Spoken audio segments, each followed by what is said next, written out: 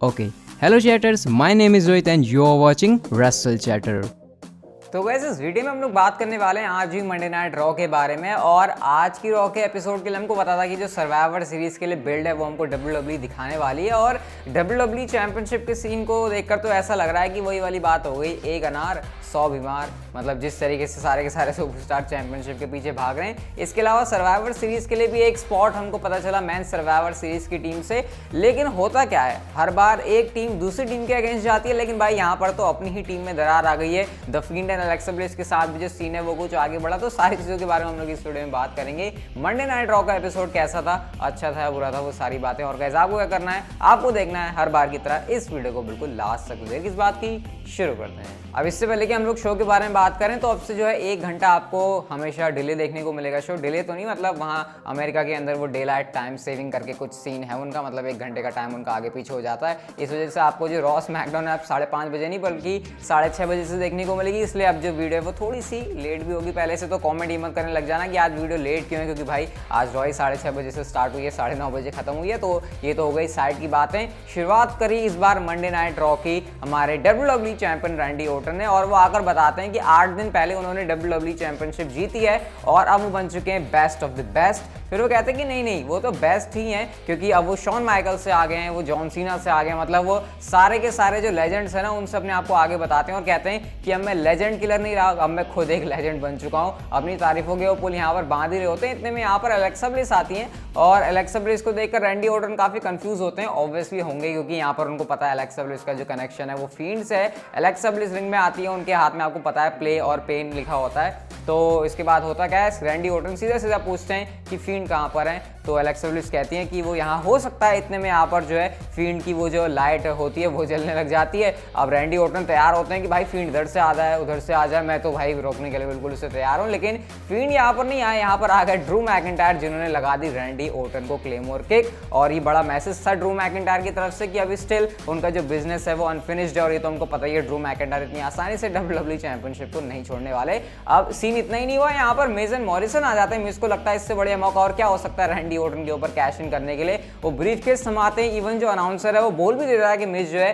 Cash in कर रहे हैं यहाँ पर, लेकिन जो बेल है वो कभी बचती नहीं है। और इसका यहाँ पर फायदा भी हो गया मिज को, क्योंकि ड्रू मैकिंटायर ने तो पूरा यहाँ पर उनका कबाड़ा ही कर दिया। उन्होंने कहा इस बंदे से, रैंडी ऑर्टन से चैंपियनशिप सिर्फ मैं लूंगा, तुम इस चैंपियनशिप को नहीं ले सकते। और इस वजह से ड्रू मैकिंटायर ने मिज मॉरिसन दोनों को फोड़ दिया। और इसके बाद काफी फ्यूरियस भी होते हैं। और मेन इवेंट के लिए जो हैंडीकैप मैच है वो ऑफिशियल हो जाता है। तो कुछ इस केओस वाले तरीके से आज हमें मंडे नाइट रॉ की स्टार्टिंग देखने को मिली, जो कि काफी बढ़िया थी। और रॉ की शुरुआत यूजुअली हमको अच्छी तरीके से देखने को मिल रही है आजकल, जो कि काफी पॉजिटिव पॉइंट है। इसके बाद हमको देखने को मिलता है guitar on a pole match. और आपको पता ही एलायस वर्सेस जेफ हार्डी के बीच था। एलायस की यहाँ पर ये स्टिपुलेशन है। इससे पहले उनका वो गाना बजाने वाला सेगमेंट होता है। हर बार की तरह यहाँ पर जेफ हार्डी ने जो है उनको इंटरप्ट कर दिया। अब मैच थोड़ा सा स्ट्रेच हो गया, इसमें मेरा ऐसे कोई खास इंटरेस्ट था भी नहीं। स्टिपुलेशन यूनिक है, लेकिन फिर भी इस फ्यूड में भी मैं कहूँगा इसमें मेरा कोई खास इंटरेस्ट है नहीं। और रिजल्ट की बात करें तो जेफ हार्डी ने बिल्कुल ऊपर से जंप करके जो गिटार है वो मार दिया एलायस के ऊपर। और उसके बाद उन्होंने पिन करके इस मैच में जो है जीत हासिल कर ली है। तो भली स्टिपुलेशन यहाँ पर ही एलायस की थी, लेकिन मैच वो फिर भी यहाँ पर नहीं जीत पाए। नेक्स्ट मैच हमको देखने को मिलता है विमेंस डिवीजन से टैग टीम मैच, जो कि पहले से एडवर्टाइज था।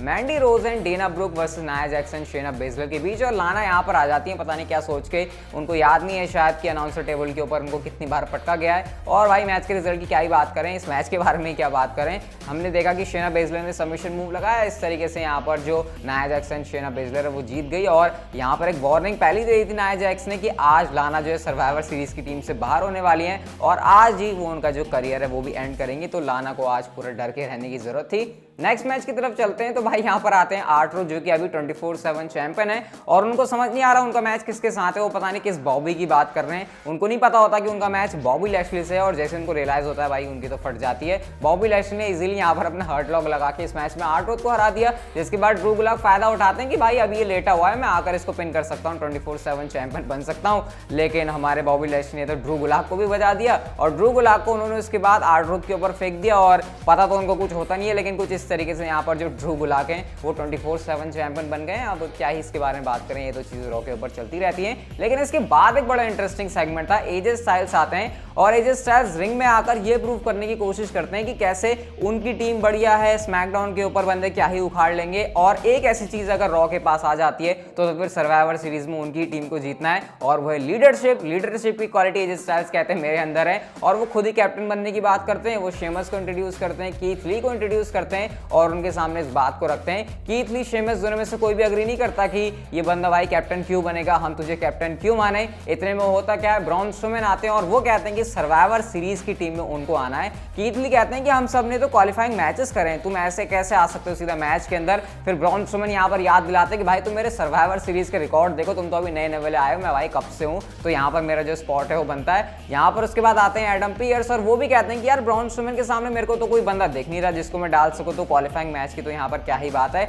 इतने में यहाँ पर होता क्या है कि एक बड़ा इंटरेस्टिंग आइडिया एजे स्टाइल्स लेकर आते हैं। वो कहते हैं कि क्यों ना Keith Lee versus Braun Strowman versus Sheamus का मैच करते हैं, क्योंकि कीथ ली ब्रॉन स्ट्रोमैन की तो आपको पता है फ्यूड है ही, शेमस भी बीच में उतर आते हैं कि भाई मैं भी छाती चौड़ी करके आगे आ जाऊंगा। तो एजे स्टाइल्स कहते हैं ट्रिपल थ्रेट मैच करते हैं, अगर ब्रॉन स्ट्रोमैन जीत गया तो ब्रॉन स्ट्रोमैन जो है सर्वाइवर सीरीज की क्वालिफाइंग टीम में आ जाएगा, मतलब टीम के अंदर आ जाएगा इस मैच में क्वालिफाई करके और उसके बाद ट्रिपल थ्रेट मैच होता है। और आउट ऑफ नोवेयर डब्ल्यूडब्ल्यूई ने इतना बढ़िया मैच हमको रॉ के ऊपर दे दिया, मैं एक्सपेक्ट नहीं कर रहा था, क्योंकि यूजुअली ऐसा होता नहीं है कि एकदम से कोई अचानक से, मतलब मैं तो इसको पेपर व्यू लेवल का मैच कहूंगा, क्योंकि जैसे इस मैच में डिस्ट्रक्शन थी भाई, एक तो वो स्पॉट मुझे बहुत ही ज्यादा कमाल का लगा जब शेमस जो है चढ़े हुए होते हैं कीथ ली के कंधों के ऊपर और ब्रॉन स्ट्रोमैन आकर बैरिकेड के ऊपर जिस तरीके से तोड़ते, भाई एक बैरिकेड नहीं पूरा बैरिकेड ही, मतलब पता नहीं कितने बैरिकेड एक साथ गिर गए। तो ऐसे काफी इंटरेस्टिंग हमको इसमें स्पॉट देखने को मिलते हैं। एक वाला भी स्पॉट था जहां पर कीथ ली ने ब्रॉन स्ट्रोमैन को कंधों पर पकड़ा हुआ था और शेमस को जो है सुपरप्लेक्स दिया। भाई ये ऐसा स्पॉट था जहां पर डब्ल्यूडब्ल्यूई रिंग ब्रेक करने वाला मूवमेंट भी डाल सकती थी, लेकिन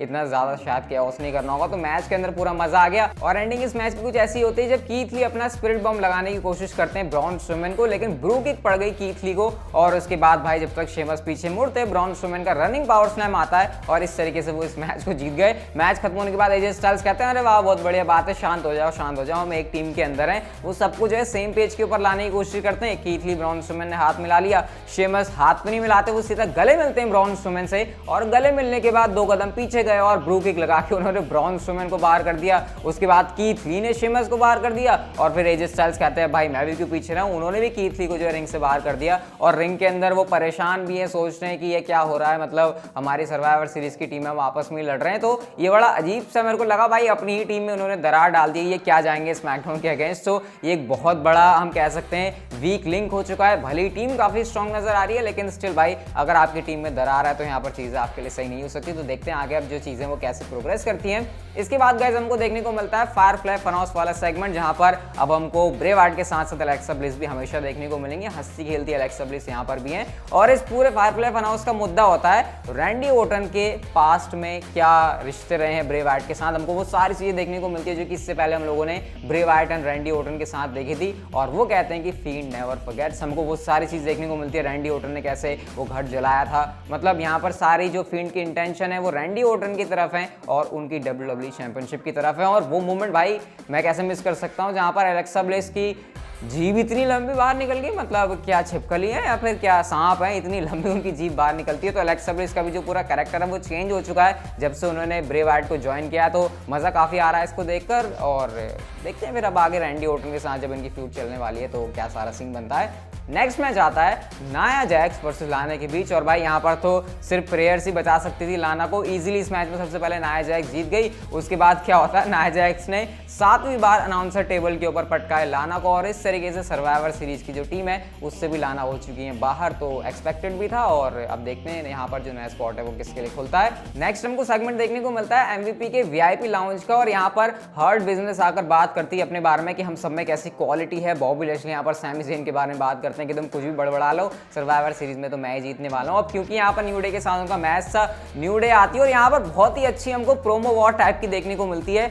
यहाँ पर याद दिलाया जाता है कोफी किंगस्टन की तरफ से कि तुम सारे बंदों ने मिलकर जितनी चैंपियनशिप जीती है ना, उससे ज़्यादा तो मैंने चैंपियनशिप जीती है। फिर यहाँ पर हर्ट बिजनेस की तरफ से बात आती है, लेकिन ये तो बताओ कि तुमने चैंपियनशिप 8 सेकंड के अंदर हारी थी। इतने में कोफी किंगस्टन कहते हैं कि हाँ, ये उतना ही टाइम है जितना बॉबी लैशली लाना के साथ बेड पर टिक पाते हैं। तो ये मतलब बड़ी अजीब सी ये बातें चल रही थी यहाँ पर इनके बीच, और कह सकते हैं कि जो लाइन्स थी वो काफ़ी तगड़े पंच के साथ डाली गई थी। और उसके बाद हमको मैच देखने को मिलता है इनका, जो कि था Cedric Alexander and Shelton Benjamin versus Kofi Kingston and Xavier Woods के बीच में। और एक बात तो यहाँ पर क्लियर थी कि अगर इनके बीच फ्यूड चलानी है चैंपियनशिप के लिए, तो यहाँ पर Cedric Alexander and Shelton Benjamin का जीतना जरूरी था। और वैसे हमको इस मैच के अंदर देखने को मिलता है, मैच लंबा जरूर चल गया बट इंटरेस्टिंग ये मैच था। और रिजल्ट की बात करें तो यहाँ पर हमारे जो सेड्रिक अलेक्जेंडर और शेल्टन बेंजामिन यानी हर्ट बिजनेस वाली टीम जीत चुकी है। और आगे जाकर अब देखो इनके बीच चैंपियनशिप के लिए भी मैच होगा। और मैं चाह भी रहा हूँ वैसे अगर इनके पास चैंपियनशिप आ जाए तो बढ़िया ही है, क्योंकि हर्ट बिजनेस टेबल वैसे भी कमाल कर रहा है। और अगर सबके पास चैंपियनशिप आ जाती है तो फिर उसमें और भी ज्यादा ही बढ़िया चीज हो जाएगी।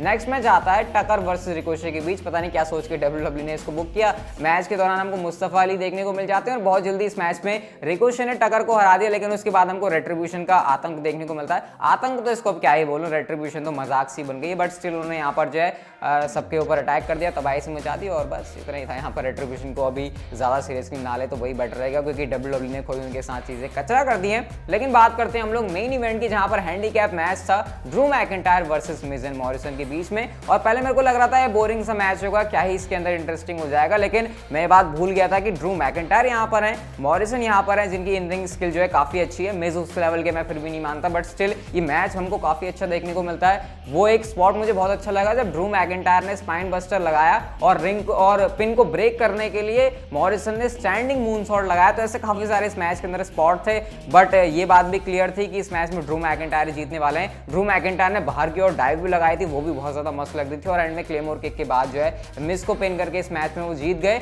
लेकिन जैसे ही वो सेलिब्रेट कर रहे होते हैं, रैंडी ओर्टन का RKO आउट ऑफ नोवेयर आता है। और ये मैंने एक्सपेक्ट किया भी था, क्योंकि अब जब पहले क्लेमोर किक पड़ गई थी रैंडी ओर्टन को, तो यहाँ पर तो भाई बदला रैंडी ओर्टन को लेना ही था। लेकिन जैसे ही हमारे जो रैंडी ओर्टन है वो ऐसे बेल्ट उठा के सेलिब्रेट कर रहे होते हैं, फील्ड की हमको यहाँ पर वही खतरनाक वाली लाफ सुनने को मिलती है और रैंडी ओर्टन थोड़े से परेशान हो जाते हैं। और इस तरीके से मंडे नाइट रॉ चली जाती है ऑफ एयर। थोड़ा सा टाइम मुझे यहाँ पर लगा कि शायद और मतलब कम पड़ गया, वरना शायद कुछ यहाँ पर और होता, मतलब क्या ही होता, फील्ड आते तो नहीं, लेकिन फिर भी वो जो लाफ थी वो इतनी जल्दी और एकदम से रॉ ऑफ एयर चलेगी, लगा कि हाँ भाई चीजें जल्दीबाजी में हो रही है। लेकिन कुछ इस तरीके से आज हमको रॉ का एपिसोड देखने को मिलता है। WWE चैंपियनशिप के लिए कहानी भाई बहुत इंटरेस्टिंग हो रही है। मिज यहाँ पर है, फील्ड यहाँ पर है, ड्रू मैकिंटायर यहाँ पर है। सच में रैंडी ओर्टन के लिए दिक्कतें यहाँ पर काफी ज्यादा हैं। ओवरऑल अगर मैं आज के शो की बात करूं तो आज क्योंकि 1 घंटा मुझे ज़्यादा सोने को मिला, तो मेरे को आज थोड़ा सा शो को देखने में मज़ा आया। ये नहीं कहूँगा कि कुछ बहुत ही अलग लेवल का था, लेकिन ठीक है, सही पेस पर रॉ चली है, तो यही मैं इसके बारे में बोल सकता हूँ। बाकी आप लोग मुझे कमेंट करके बताओ कि 5 स्टार में से शो को आप लोग कितने स्टार्स दोगे। ये वाली वीडियो अच्छी लगी